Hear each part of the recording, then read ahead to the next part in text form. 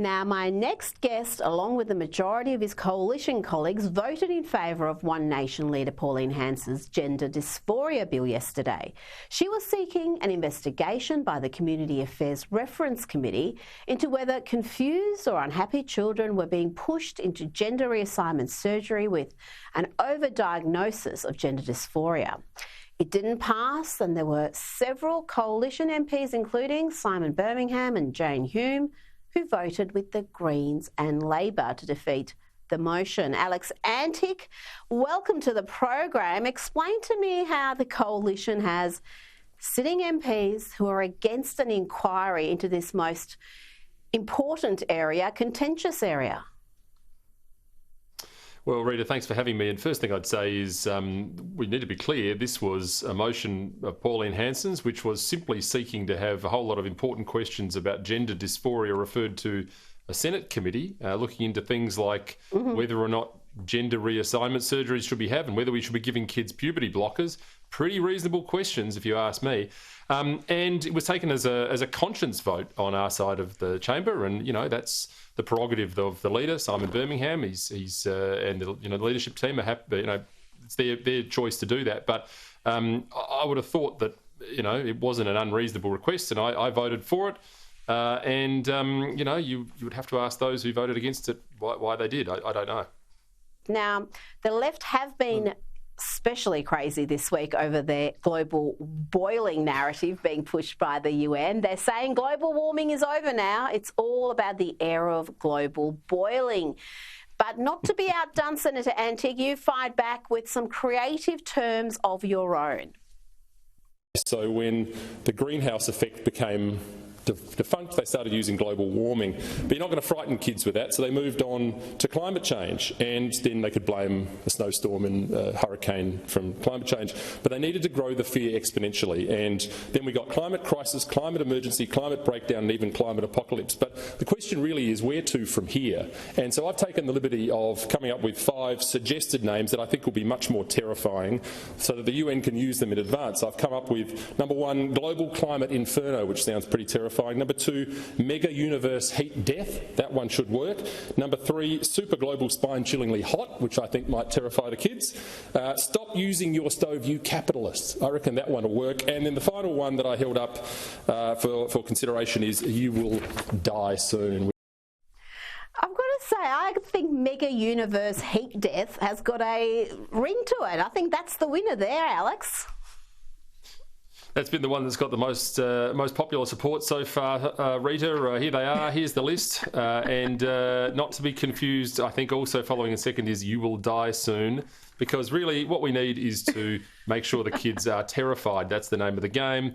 And let's be honest, I mean, the UN and the IPCC and most of the media in this country can't do this job on their own.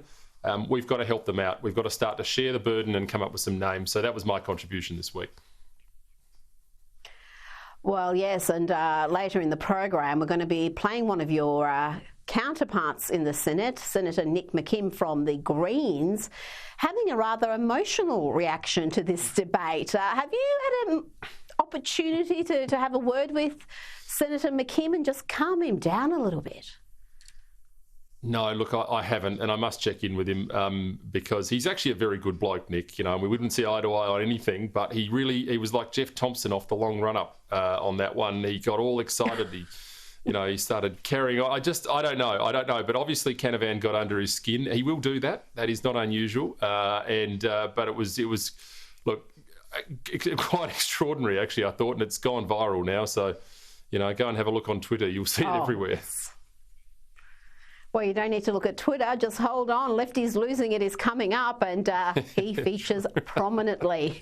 Now, the Prime Minister's totally put his foot in it with the Indigenous voice to Parliament, his race-based referendum. He's got no one to blame but himself here, Alex. He's flip-flopped on all sorts of things with the voice and its powers, where it's going to lead to a treaty.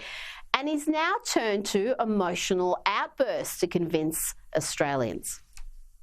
Not only opposed it, threatened to resign from the front bench over it, to sow division that they just couldn't cop the concept of saying sorry for the wrong thing being done, for children being stolen. Anthony Albanese has repeatedly pledged to deliver a treaty, but now he pretends it's like some sort of a conspiracy theory. I mean, what are we supposed to believe, Alex?